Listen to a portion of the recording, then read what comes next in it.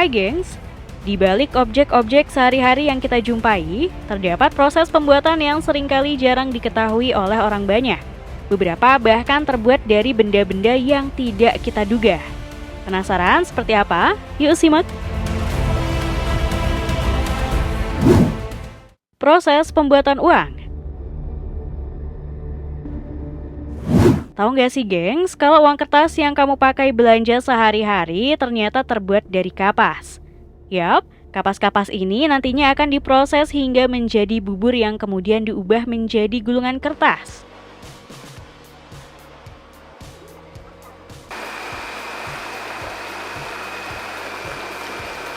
Gulungan kertas yang sudah siap ini kemudian akan diberi tanda air yang akan kelihatan jika diterawang atau terkena sinar UV.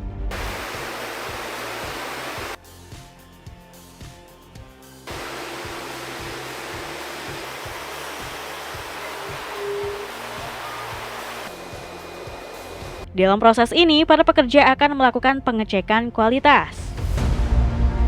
Barulah tahap selanjutnya, gulungan kertas ini ditambahkan benang pengaman sebagai bukti keaslian uang.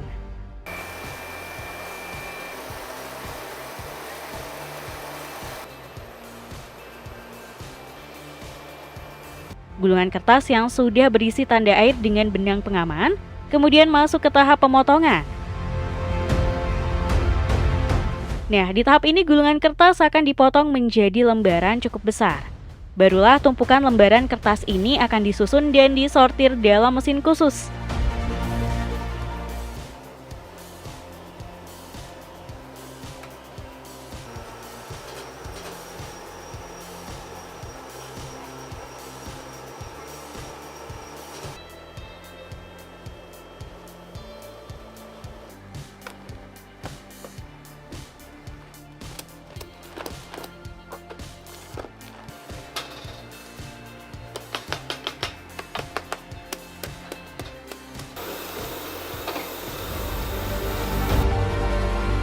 Di tahap ini lembaran kertas akan melewati proses pemberian warna dasar uang.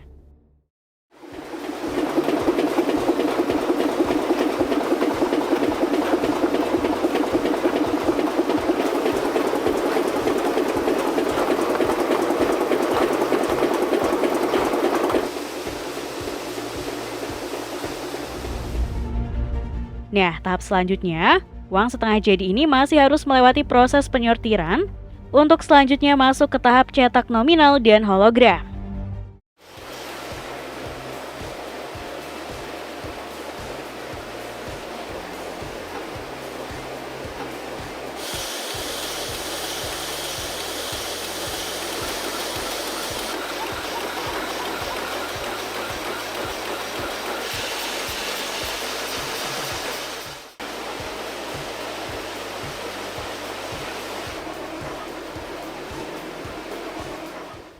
Baru selanjutnya uang setengah jadi ini akan masuk ke proses finishing.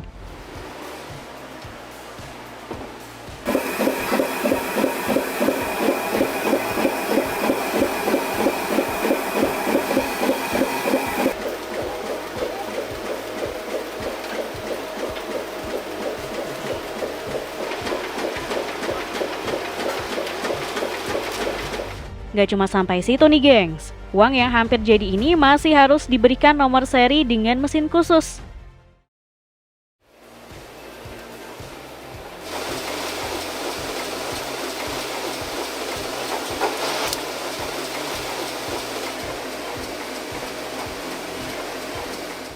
Barulah di tahap akhir lembaran uang yang sudah jadi ini akan masuk ke proses pemotongan dan pengepakan. Dan uang pun siap untuk disetorkan ke bank sentral.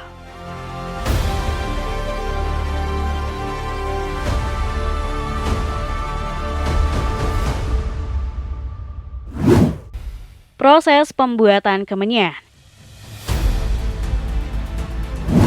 Siapa di sini yang tidak kenal dengan kemenyan? Yap, benda sejenis wangian yang dibakar ini identik dengan hal berbau klinik dan horor. Tapi tahu nggak sih gengs, kalau kemenyan ternyata terbuat dari getah pohon? Yap, Kemenyan yang juga dikenal sebagai frankincense dalam bahasa Inggris, ternyata berasal dari getah kering yang diekstrak dari pohon-pohon tertentu, terutama dari genus Boswellia. Seperti kemenyan dari Ethiopia ini yang berasal dari pohon Boswellia papyrifera. Prosesnya dimulai dengan menyadap getah pohon Boswellia. Mereka akan menggores kulit pohon agar getahnya keluar. Getah tersebut nantinya akan mengering dan dalam 15 hari, getah kering ini pun akan dikumpulkan. Barulah kemenyan ini disortir sesuai kualitas serta ukuran dan siap dikirim ke pasaran. Kemenyan-kemenyan ini umumnya digunakan untuk berbagai keperluan termasuk ritual keagamaan.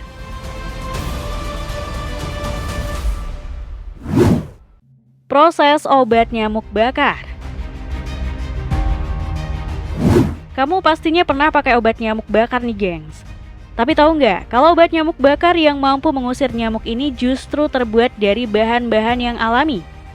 Yap, obat nyamuk bakar ternyata dibuat dari campuran 4 bahan alami, yakni serbuk kayu putih, serbuk sereh, serbuk kunyit, serta serbuk tempurung kelapa. Bahan-bahan tersebut selanjutnya akan dicampur menjadi satu dengan mesin. Barulah ditambahkan minyak pewangi serta pewarna.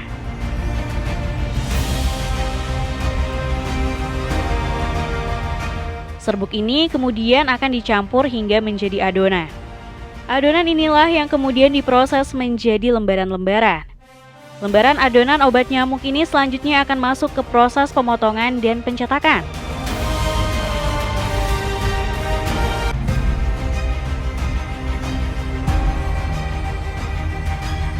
Setelah obat nyamuk bakar ini tercetak, pekerja akan menyortir dan menaruhnya dalam mesin hingga mengering.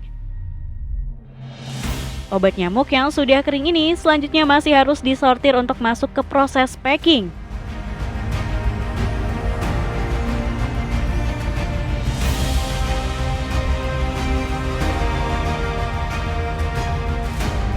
Uniknya nih gengs, sebelum obat nyamuk bakar dijual di pasaran, mereka akan melakukan tes terlebih dahulu. Obat nyamuk ini dites dengan cara dibakar di dalam kotak kaca khusus, di mana setelah beberapa saat, toples berisi nyamuk akan dilepaskan di dalamnya. Dan hasilnya bisa terlihat, nyamuk-nyamuk ini pun tumbang berjatuhan.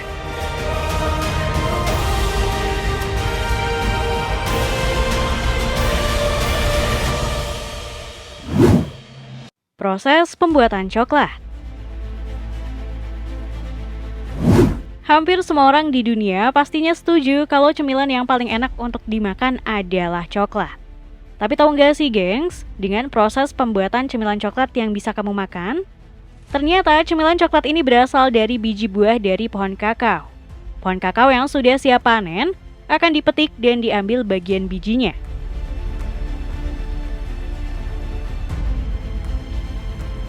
Setelah itu biji kakao akan difermentasi lalu dikeringkan untuk mengurangi kadar air di dalam bijinya. Langkah selanjutnya biji kakao akan dipanggang untuk dikembangkan rasa dan aroma coklat yang lebih mendalam. Suhu dan durasi pemanggangan bervariasi tergantung pada jenis coklat yang ingin dihasilkan.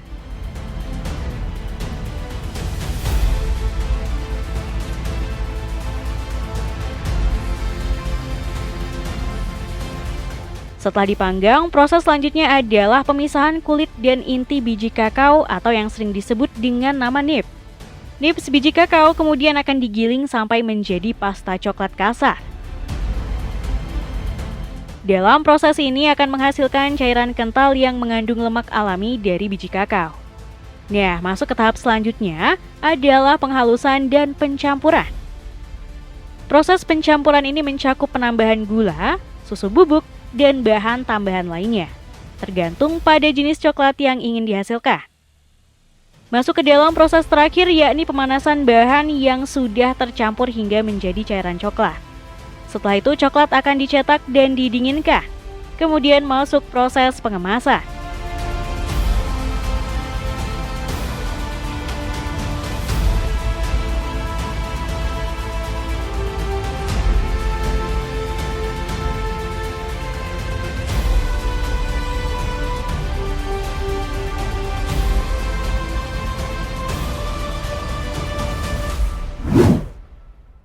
Proses pembuatan semen.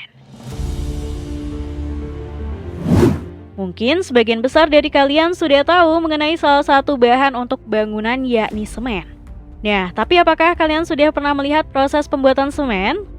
Proses pembuatan semen diawali dengan penggalian bahan baku utama untuk pembuatan semen, yaitu batu kapur dan tanah liat. Bahan-bahan tersebut biasanya dicari dan diekstraksi dari tambang. Bahan-bahan yang diambil dari tambang selanjutnya dihancurkan menjadi ukuran yang lebih kecil menggunakan alat seperti crusher.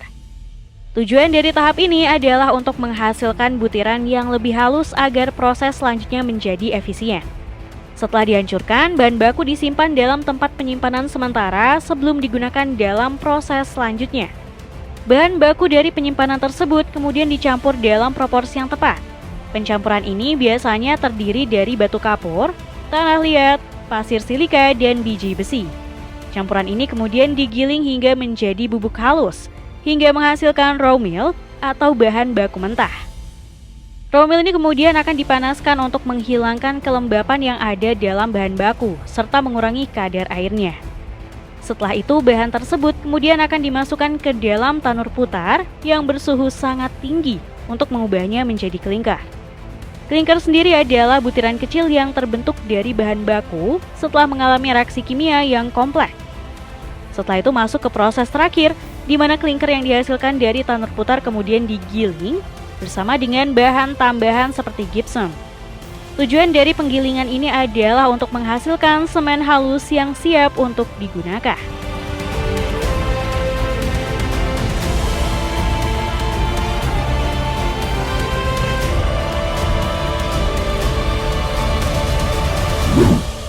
Proses pembuatan pensil.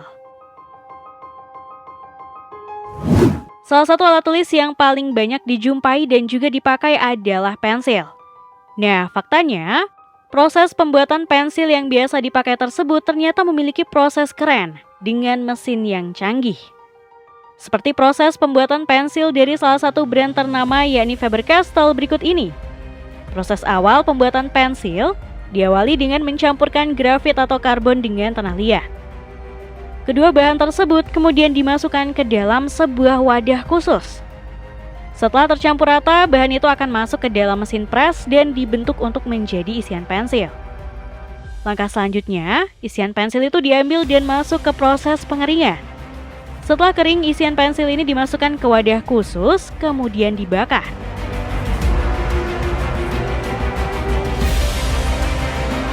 Masuk ke tahap selanjutnya adalah menyiapkan gagang kayu.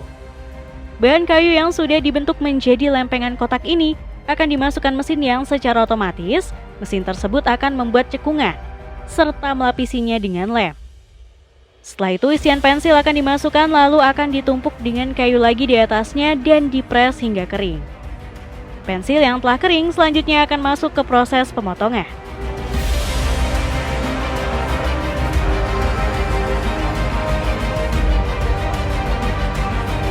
Nah, pensil-pensil yang telah jadi ini kemudian akan masuk ke proses pengecatan dan pemberian stempel logo dan keterangan. Proses terakhir, pensil-pensil ini akan diuji kualitasnya dan jika lulus akan di-packing dan siap dijual.